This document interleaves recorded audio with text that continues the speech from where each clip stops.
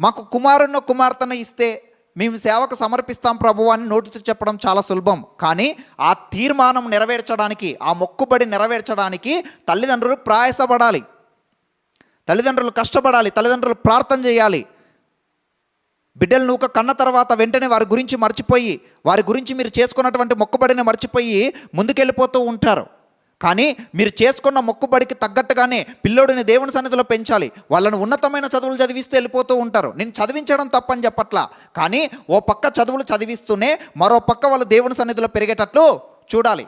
ఓ పక్క వాళ్ళని చదువులు చదివిస్తూనే మరో పక్క వాళ్ళు దేవుని మందిరంలో దేవుని సేవకుల మధ్యలో వాళ్ళు పెరగాలి. ఓ పక్క వారిని చదివిస్తూనే మరో పక్క మీరు వారికి ప్రార్థన నేర్పాలి, వాక్యము నేర్పాలి, దేవుని సంగతులు వారికి తెలియజేయాలి. మీరు చేసుకున్న తీర్మానం కూడా వారికి తెలియజేయాలి. వారికి దేవుని యొక్క రక్షణ గురించి, దేవుని యొక్క శక్తి గురించి, ఆయన యొక్క కృప గురించి